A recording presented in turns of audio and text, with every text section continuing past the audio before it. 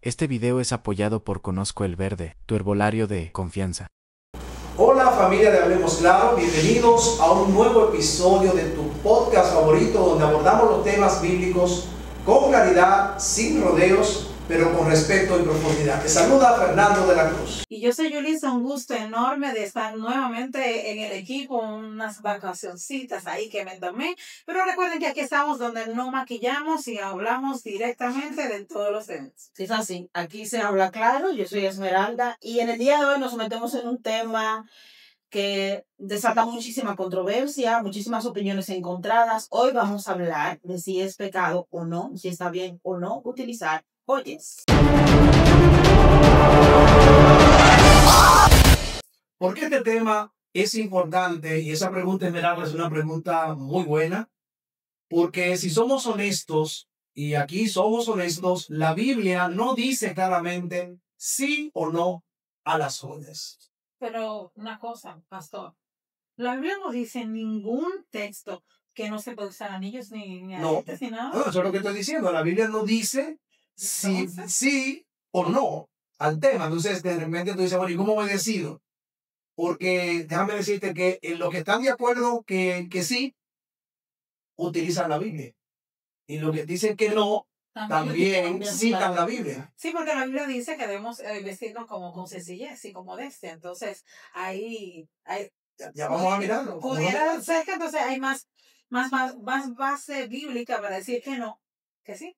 Bueno, de eso se trata el capítulo de hoy. Entonces, en este episodio vamos a hacer lo propio. En vez de basarnos en opiniones, en lo que dice el erudito fulano de tal, o fulano de tal, o fulana, hoy vamos a analizar la evidencia bíblica. ¿Qué nos dice la Biblia acerca de este tema? Ok, Yulisa, en la Biblia, te pregunto a ti, ¿para qué se usaban las joyas en la Biblia? Precisamente en el libro de Números, capítulo 31, versículo 50, dice que se ofrecían como ofrendas brazaletes, anillos y zarcillos. O sea, que no eran importantes en sí mismos, sino que se ofrecían de una manera voluntaria como una ofrenda. Interesante. Otro uso que se le daba a las joyas era como adorno, pero cuando vamos a Isaías capítulo 3 nos damos cuenta de que Dios le quitó esos adornos al pueblo de Dios por ser símbolo de orgullo y vanidad. Y esa palabra como que me llama mucho la atención. Orgullo y vanidad. Porque a veces, por ejemplo, cuando hay personas que dicen, no, porque el anillo de casado, yo me quiero poner el anillo de casado o el anillo de compromiso o el anillo de graduación, eso no es pecado, el manual no lo prohíbe. Es un argumento. El manual no lo prohíbe. Yo he oído mucha gente diciendo eso. Eso dice lo que no ha leído el manual. Pues ya vamos a ver lo que el manual dice. Vamos a ver lo que el manual dice. Y yo quiero, antes de que avancemos, leer el texto que tú citaste, número 31, versículo 50, que dice, por lo cual hemos ofrecido a Jehová ofrenda. O sea, tú decías que se usaba como ofrenda.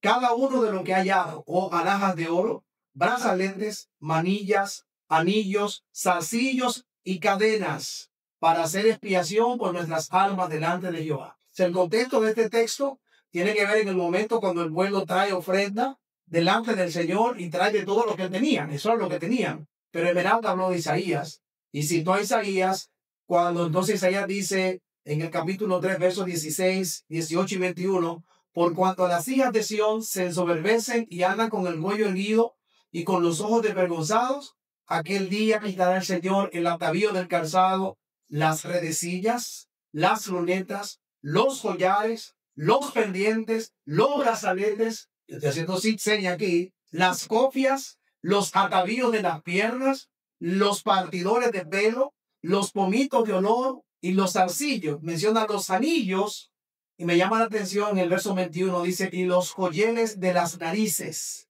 los piercing. Que la gente cree que eso es nuevo, que eso apareció en estos días, sin embargo, ya lo menciona la Biblia aquí en el libro de Isaías. Y quiero decir, amigos que nos escuchan, que realmente en estas ocasiones las joyas tenían un propósito simbólico. Por ejemplo, la corona del rey. El rey usaba una corona, también usaba anillo.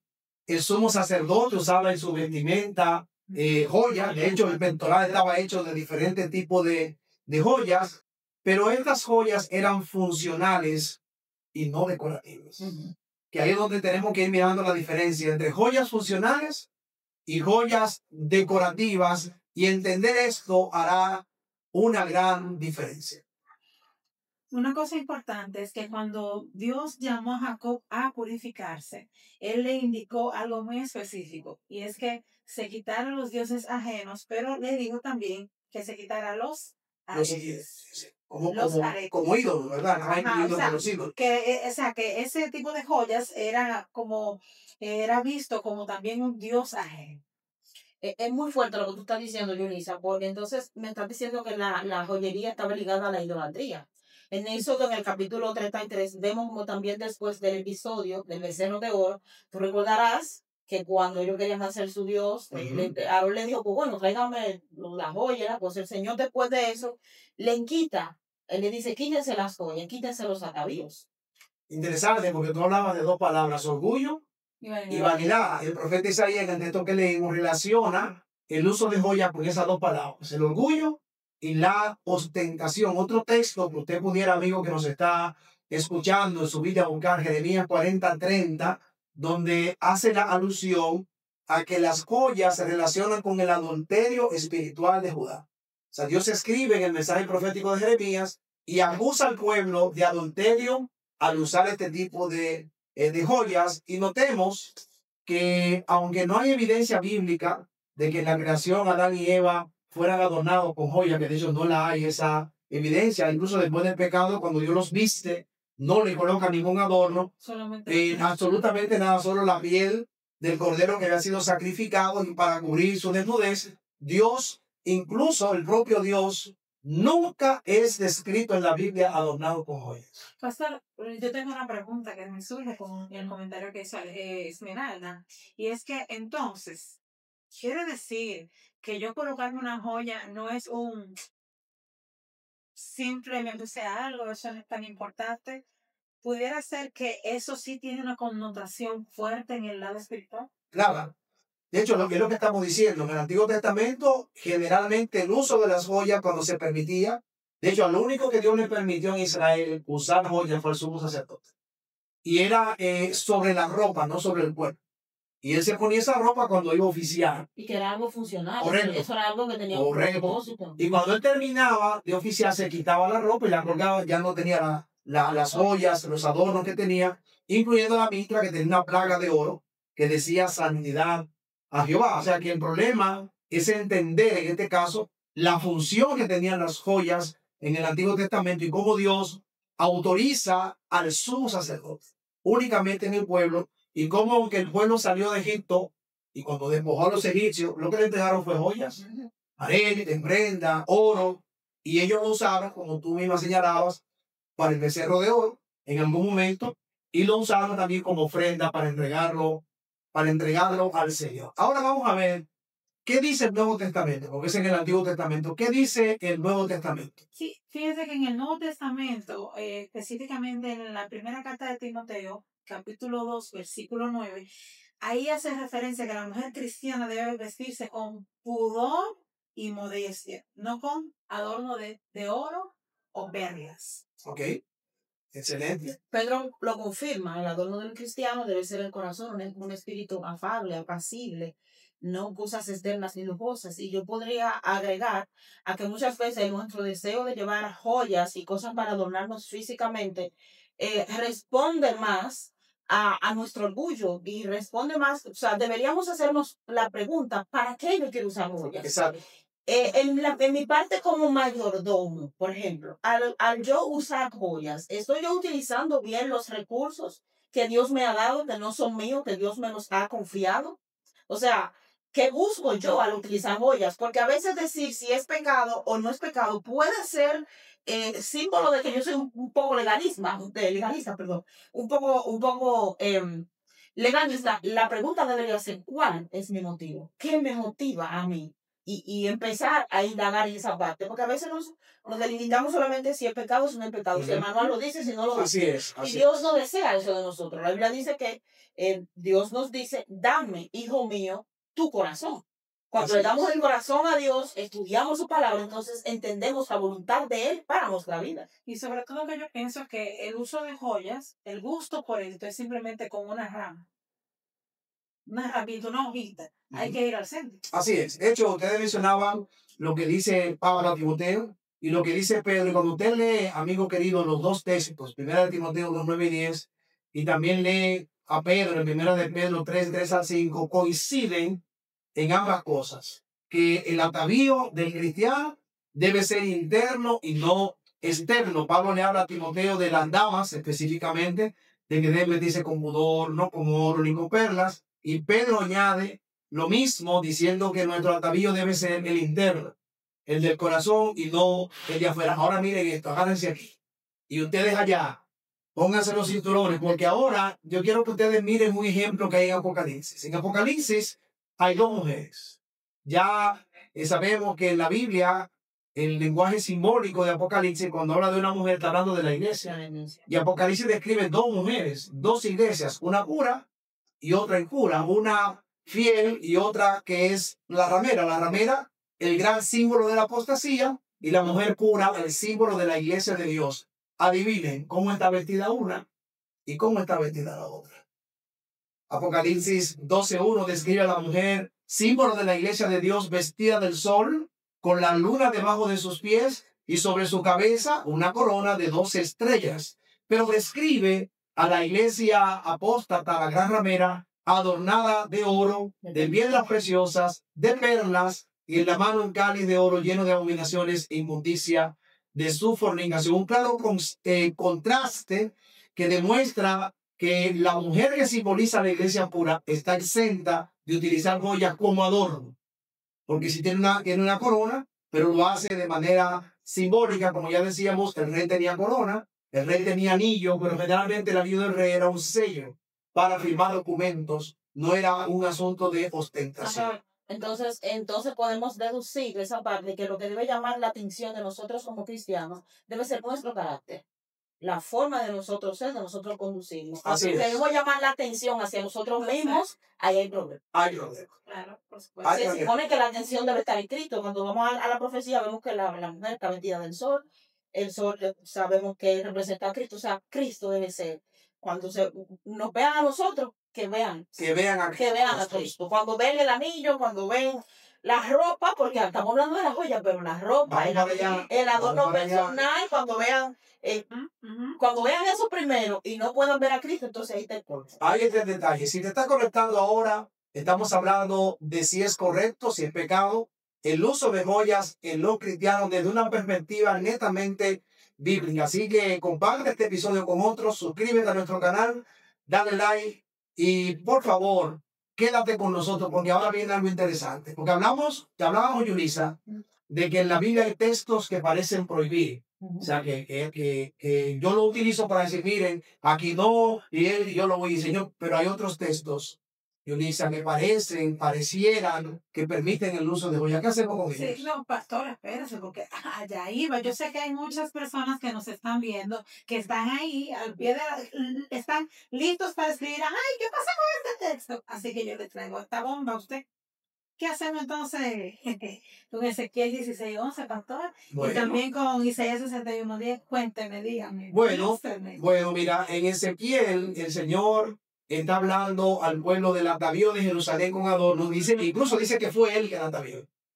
Dice, él la atavía para presentarla como una novia desposada. Y en Isaías 61:10 también ocurre lo mismo. Habla de Dios vistiendo a su pueblo. Y sin embargo, el hecho de que Dios lo presenten aquí así, entonces tenemos que entender que en este caso Dios está haciendo algo simbólico. Es un lenguaje simbólico. Es un lenguaje simbólico en el que Dios está presentando a su iglesia como una novia, y obviamente una novia que está arreglada. Y de hecho, algunos pueden decir que en el tiempo bíblico, los pueblos que rodeaban a Israel usaban joyas. Pero el hecho de que Dios permita algo no quiere decir necesariamente que sea correcto o que Dios esté de acuerdo. Por ejemplo, le pregunto a ustedes, ¿Dios está de acuerdo con la esclavitud? No. Pero había esclavos en Israel. Sí. Y él lo permitió. ¿Dios está de acuerdo con el divorcio? No, pero el propio Jesús dijo que Moisés permitió que se diera carta de divorcio. Pero cuando usted va a la Biblia, por ejemplo, a Éxodo 21, 1 al 11, donde trata el tema de la esclavitud, notan que Dios dio reglas para regular la esclavitud. Decía, por ejemplo, si alguien toma a alguien como esclavo, al 7º año debe dejarlo de mirar. Si usted toma a alguien con su familia como esclavo, o sea, Dios puso reglas para regular eso, y puso reglas incluso para regular el matrimonio de manera que no fuese abusivo. Y no hay en el Antiguo Testamento un texto donde Dios prueba la poligamia, por ejemplo. O sea, tener varias esposas. De hecho, Abraham tuvo más de una esposa, Jacob tuvo 4 esposas, David tuvo como 7 o 8, Salomón. Ahí no paramos de contar. Ahí no paramos de contar. Ahí el censo no te queda chiquito. Ahí no paramos. Sin embargo, Dios no apoya la poligamia, no apoyaba la poligamia, sino que Él dejó que sus hijos cosecharan las consecuencias de una práctica que ellos mismos habían elegido. Entonces, pasa igual que con la parábola de Jesús, pastor. Exacto. Que donde si tú la tomas de manera literal, todo lo que dice, entonces imagínate, ¿qué estarías tú enseñando, por ejemplo, con la parábola del rico y Lázaro? El rico y Lázaro. Estaríamos hablando de inmortalidad del alma y de que el lugar donde están los gustos y están los impíos está tan cerca que uno le puede hablar al otro, o sea, una locura. De hecho, yo estoy leyendo un libro del doctor Allen Johnson, donde él habla acerca del Dios airado del Antiguo Testamento, y él habla de cómo Dios muchas veces asumió o corrió el riesgo de ser malinterpretado, porque el pueblo no estaba en capacidad de entender todavía. Exacto, lo que Y como no estaba en capacidad de procesar, Dios dejó que ellos pensaran que era Él que estaba haciendo eso, o que Él lo estaba permitiendo. O sea, Dios no tolera el pecado. Porque alguien podría preguntarse, ven acá, usted está diciendo que Dios tolera el pecado. No.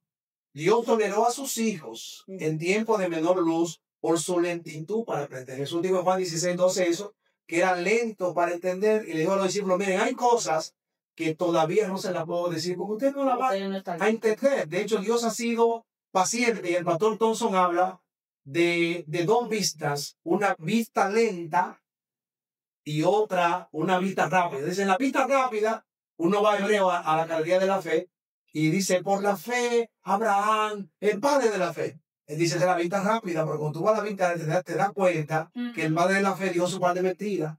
Que el padre de la fe tuvo 2 mujeres. O sea, que tú te das cuenta de la realidad. Y es lo que plantea el doctor Allen Johnson, plantea es que Dios siempre nos lleva por la vía lenta.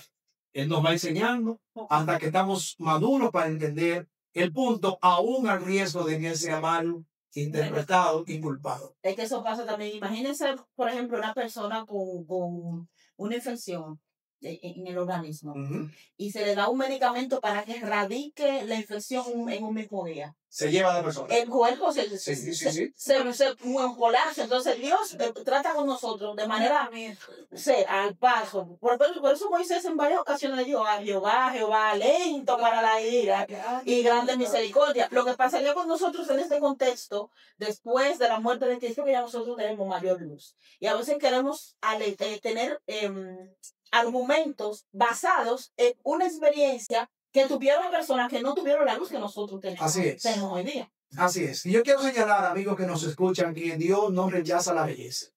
Estamos hablando de eso. A Dios le gusta la belleza. Él es el autor de todo lo bello, de todo lo bueno. Tampoco Dios rechaza la buena presentación personal. Claro. Pero el adornarse el cuerpo con joyas, como ya habíamos dicho, está relacionado con el orgullo y la ostentación. Yo quiero contarles un testimonio. No sé si ¿qué le va a parecer el testimonio a ustedes? Ahora que estoy hablando de que Dios no rechaza la buena presentación, la higiene, estar bien vestido, bien arreglado. Yo recuerdo que en mis años, cuando yo comencé en la iglesia, siendo un adolescente prácticamente, escuché un sermón de mi pastor, donde el pastor hablaba de la santidad del sábado. Y en ese sermón, él decía que era incorrecto bañarse los sábados. Porque, escuchen esto, fíjense, porque era pecado, oigan el argumento, era pecado estar desnudo el sábado. Yo, muchacho sano, muchacho al fin, era mi pastor, y yo dije, bueno, si el pastor dijo eso, entonces yo no me voy a bañar. Entonces yo comencé a partir de ese sermón, oye, esto es peligroso, y es importante que nosotros le pongamos atención, porque a partir de ese sermón yo comencé a bañarme los viernes a la puesta de sol. Y me volví a bañar el sábado a la puesta de sol para no pecar. Y alguien me preguntó, tía, pastor, pero ¿hasta dónde duró esa aventura? No, mira, el sentido común me ganó. Porque entonces yo dije, ¿qué es más pecado? ¿Estar desnudo el sábado o estar sucio? Luego me encontré en la Biblia contextos donde Dios, cuando invita al pueblo a venir al santuario, le decía, Moisés, dile a esa gente que se bañen, Que sepan que laven su ropa y que luego se presenten delante de mí. Pero que, pastor, el mismo Jesús dijo, si aún, o sea, mira los lirios del campo, Como Dios que no hiles, ni siembran, ni nada. Mira cómo Dios los viste, y ni aún Salomón, con toda su gloria, se vistió como una Así belleza. es, así El es. Señor es el primer amante de todo lo bello, el que creó todo lo bello. O sea, no está en contra, porque también nos vamos al extremo de que hay gente, no, yo no uso, yo no me peino. No. El Señor es amante de la belleza. Yo imagino a Adán y Eva en el jardín del Edén. No, todo era perfecto y bueno en gran manera. Ahora le concluyo este testimonio diciendo que yo buscando encuentro un texto en la Biblia y después yo dije, bueno, tal vez el pastor citó a Elena White. Y entonces cuando voy a Elena White, lo primero que Elena White dice es que usted no debe ir los sábados al culto sin antes a veces higienizado de manera correcta porque usted deshonra a Dios. Y entonces ahora yo me baño. Gracias a Dios. Ahora yo me baño antes de ir al culto.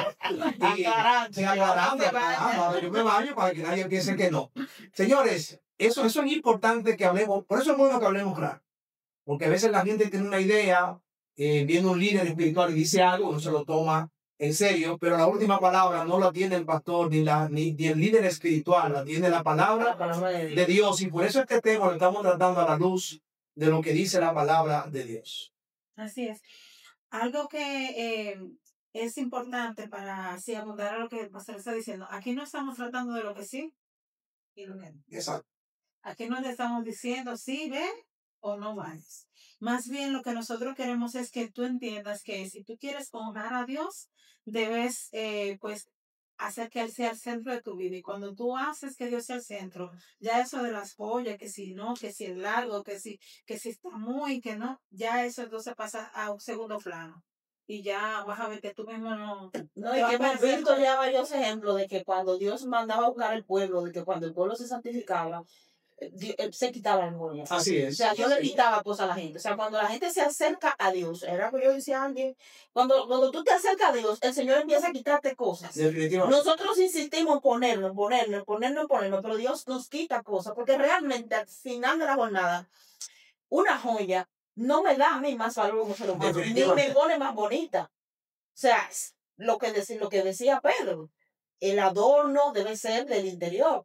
O sea, es mi carácter lo que debe llamar la atención, más que mi vestimenta externa o lo que yo tengo. Esa línea de pensamiento, en verdad, es muy interesante porque es muy importante que nosotros entendamos lo que tú decías. Cuando tú vienes a Cristo, Él te quita cosas. Y de hecho, tú no puedes ponerte nada que impresione a Dios. Es muy fuerte. Sí. Tú no puedes ponerte nada que impresione a Dios. Y por eso es que en la Biblia el Señor señala que él pone el énfasis en el interior, en el carácter. Lo que el Señor quiere es un carácter semejante al de Cristo Jesús. Pero volvemos al tema, porque la Biblia rechaza el uso ornamental de joyas, pero permite el uso funcional de algunas joyas, como el anillo del rey, que ya mencionamos, como la corona, y hoy, por lo general, la gente usa las joyas como ornamento, como adorno, collares, aretes, pulseras, anillos, piercings,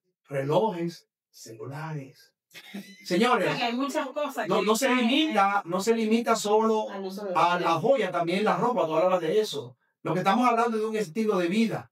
Yo decía que aplica a celulares, aplica a tu auto, aplica a tu casa. Lo que mostramos refleja quién servimos. Mire, pastor, en estos días estaba leyendo un libro que se llama Prosperidad Verdadera, no recuerdo el autor. Ricardo Casado. Sí. Un saludo para el hermano Ricardo Casado, tremendo libro. Él contaba una anécdota personal de que cuando él inició con su negocio, él inició un negocio aparte, y él dice, en el primer año el Señor me dio libertad financiera. Yo pude tener una contratación en un hotel, estaba haciendo un trabajo, y me entró muchísimo dinero. Y él decía que en ese momento lo más necesario era que yo contratara una secretaria, y si dejaba el dinero en un fondo de inversión, me iba a ayudar a pagar los gastos de mi negocio sin no tener que o sea, como que matarme la cabeza ni reinvertir simplemente por la ganancia y va a poder hacer eso. Pero él dice, en ese momento que yo hice, me compré un carro mejor que el que él tenía, más lujoso y más ostentoso, pero se quedó con su cuenta de banco como 4,000 pesos. Y entonces, él dice, más adelante comprendí de que el Señor desde el primer año me dio libertad financiera. Pero yo por estar queriendo impresionar, para que la gente viera que yo estaba teniendo éxito, dejé el carro que yo tenía, que todavía estaba bueno, para comprarme uno nuevo y eso me trajo muchísimos problemas. Entonces ahí está el punto. Nosotros muchas veces lo que queremos es impresionar a los demás. Que el otro vea que yo tengo, que el otro vea que yo puedo. Entonces ahí es donde está que nosotros debemos ver los motivos. ¿Qué me motiva a mí a utilizar, por ejemplo, un anillo de graduación? ¿Para qué yo quiero usar un anillo de graduación? ¿Cuál es mi motivación para eso? Sí, y ahí está entonces el tema del uso ornamental y el funcional. Correcto. Porque, por ejemplo, yo sé que muchos oyentes, pero mira, pero el año de casado, Vamos mira, para allá. Bueno. Vamos para allá porque No no me queda podemos nada. dejar de hablar en este episodio de ese tema, porque lo que más quizá llama la atención a la gente es eso del anillo de compromiso, el anillo de casado, tal vez el anillo de graduación. Y de hecho, ahora que terminamos el Congreso Mundial recientemente este año y tenemos un nuevo presidente, el pastor Elton Kohler, y el pastor Kohler sale a hablar, lo primero que la gente le ve que es El anillo. el anillo. El Y anillo. eso trajo revuelo. Yo he visto en las redes gente diciendo cosas del pastor Kohler, crucificando al pastor Kohler, porque dicen, ¿por qué no se quita el anillo? Si la iglesia prohíbe el anillo, si el manual prohíbe el anillo, si el letra White, algunos dicen que también habla acerca del tema del anillo, y yo le pregunto a ustedes, ¿qué hacemos con el anillo de matrimonio? ¿Qué hacemos con el anillo de compromiso? ¿Qué es lo que realmente la iglesia dice sobre ese tema? Vamos a ver cómo están ustedes. Ustedes están al día con eso. Bueno, entiendo que la posición de la iglesia es según el país donde esté el miembro de iglesia en cuestión. Ok. O sea, si las leyes de ese país o de ese estado, en el caso, por ejemplo, de Estados Unidos, que son más de 50 estados diferentes y cada estado tiene una ley diferente, si la ley a ti te exige exhibir de manera pública un anillo de matrimonio, o puede ser hasta la graduación, entonces yo entiendo que es necesario, pero es obligatorio. Ok. ¿Qué tú dices, No Melania? es ornamental. No, yo estoy totalmente de acuerdo con Melissa. Creo que lo leí también en la página oficial de la iglesia. Y en estos días hubo un futbolista famoso que le propuso matrimonio a su novia y lo que le dio fue una cosa, un anillo estratosférico. Entonces ahí donde viene que pasamos de lo funcional a Algo ornamental. a lo ornamental, porque ya todo el mundo habla no de la propuesta de matrimonio, sino del anillo de Georgina, que eso es una cosa, mira, Yulisa, le hicieron videos de memes y cosas, y la gente se ponía un asunto que le tumbaba la mano para atrás, y una cosa fuertísima. Mire, realmente en los escritos de Namá hay una sola cita, una, donde ella toca el dedo. No son muchas citas. Así que si le encuentra a alguien por ahí que le dice, no, que aquí dice, no, es una sola cita, y es la que de hecho el manual de iglesia, valga la redundancia, cita para hablar del tema. Y el manual lo que dice es que la posición oficial de la iglesia es que el anillo de compromiso o el anillo de matrimonio debe ser usado solamente en los países donde la legislación lo exige, pero que en los demás países donde no le exige la posición y el no usarlo. No usarlo. En el libro Testimonio para los Ministros, está la cita, página 181, dice, no debería gastarse un centavo en un anillo de oro para testificar que somos casados. En los países donde la costumbre impera, no nos sentimos obligados a condenar a aquellos que usan su anillo de compromiso. Llévenlo si pueden hacerlo a conciencia. Eso es lo que dice la cita. Y el manual, a partir de allí, lo que señala es que la iglesia no promueve el uso del anillo de compromiso, excepto en los países, tú decías los estados, donde la ley impera. Por ejemplo, y yo hablaba de esto con alguien, el pastor Kohler es brasileño, y él ha vivido toda su vida, todo su ministerio, hasta el 2021, cuando él pasó a ser secretario de la Conferencia General y ahora presidente. Él vivía allá y se casó allá y tiene más de 20 años de casado.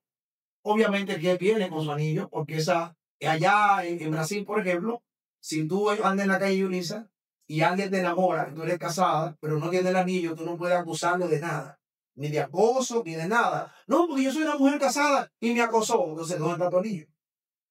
Entonces, ahí la ley lo exige en otros lugares también. Y alguien dirá, bueno, pero ¿por qué él no se lo quita? por amor a la iglesia mundial, porque ahora ya no está en Brasil. Ajá. Pastor Corner viene de un país donde toda su vida la costumbre de usar el anillo de matrimonio impera. Y aún así hay gente que dice, ¿por qué no se lo quita? Ya él no está en Brasil, él está en Estados Unidos. Hay estados en Estados Unidos también Sí, sí. donde se exige. Ahora, ¿por qué usted no se quita la crítica? Y deja de criticar. Porque como hemos hablado aquí, hablando claro, Hablemos en Hugo. como hemos hablado claro, la idea del asunto no es impresionar a Dios ni impresionar a otros. La idea del asunto es representar a Cristo. Aún las joyas funcionales, y yo lo decía ahorita, pueden hacerse de tal forma que se convierta en ornamental. O sea, cuando ocurre eso, entonces ya es inapropiado utilizarlo. Lo que tú decías, se has enfatizado el motivo. Cuando tú vayas a elegir tu vestido, cuando vayas a elegir tus joyas funcionales, debes tener en cuenta 3 principios: sencillez, modestia y economía. Sencillez, modestia y economía. Lo que se sale de ahí, entonces se vuelve ornamental, aunque sea un celular. Yo vi, por ejemplo, gente que tiene un celular chapado de oro. Si tú vas a Dubái, tú vas a encontrar autos de oro. O sea, que toda la carrocería es de oro. Entonces ya se perdió lo funcional y se cayó en lo ornamental. Dice una cita en el libro Joya de los Testimonios, tomo 1, página 350. El vestir sencillamente y abstenerse de ostentar joyas y adornos de toda clase está de acuerdo con nuestra fe. Eso es lo que la iglesia bendita señala. Eso es lo que la iglesia enseña. Pero usted puede ser ostentosa, Yulisa y Esmeralda, hasta en una moña que se ponga en el cabello. Hasta en ese tiempo se usaban una pluma, un asunto. O sea que depende del adorno, puede convertirse en una especie de idolatría y resultar inapropiado en el servicio que hacemos al Señor. Vamos a ir concluyendo en la última parte. Ya quisiéramos, Esmeralda, Yulisa, que ustedes nos den su conclusión sobre este tema. Debemos recordar que nuestra belleza no radica en uso de joyas. Dios, se me fue la idea. Debemos recordar que nuestra belleza no radica, o no debe radicar en el uso de joyas, sino el de un carácter transformado por Cristo. Y de acuerdo a tu estilo de vida, así mismo se va a ver tu exterior. O sea, si tu estilo de vida es para honrar a Dios, también se va a mostrar si tienes o no tienes. Ok. Si tu estilo de vida es medio superficial, entonces también se va a ver. Ese es como que el eje central, honrar a Dios. Ok, miren, es probable que ya alguien esté comentando el video diciendo que eso es una tradición adventista. Y yo quiero dejar claro que el rechazo al uso de joyas no es solo una tradición, sino que es un testimonio de que nuestra identidad y valor están en Cristo, no en lo que llevamos puestos. Yo quiero dejar 4 principios detrás de este tema de hoy. Número 1, está el principio de la identidad en Cristo. Ya Miranda lo dijo, no necesito adornos externos para sentir valor. Mi valor radica en que soy hijo o hija de Dios. Número 2, mayordomía. Esto es un asunto de mayordomía. El dinero que yo invierto en joya bien puede apoyar la misión, aliviar la pobreza y ayudar a predicar el evangelio. Yo conozco casos de personas en otros países que utilizan joyas, que son miembros de iglesia, que si vendieran todas esas joyas y le invirtieran en la misión, sería una gran bendición. Número 3, sencillez como testimonio. Vivimos en un mundo superficial. La modestia cristiana debe señalar no a lo temporal, sino a lo eterno. Y número 4, el principio número 4, consagración total. Así como Israel se quitaba los adornos cuando estaba en momento de arrepentimiento, nosotros debemos mostrar nuestro compromiso con Dios al vivir en la modestia. Yo tengo una pregunta, Ulises y Esmeralda, para la hermandad, para los amigos que nos siguen a través de la plataforma de Hablemos Claro. Una pregunta para meditar. Pregúntate, ¿qué refleja más a Jesús en tu vida? ¿Lo que llevas puesto por fuera o lo que tienes dentro en tu corazón? Te hago esa pregunta para meditar. ¿Qué refleja más a Jesús en tu vida? ¿Lo que llevas puesto por fuera o lo que tienes en el corazón? Te invito a que te consagres nuevamente a Jesús, a dejar cualquier cosa que impida reflejar a Cristo en tu vida, a vestirte con el adorno genuino del cristiano, el carácter de Cristo en nosotros, la esperanza de gloria. Así o más claro.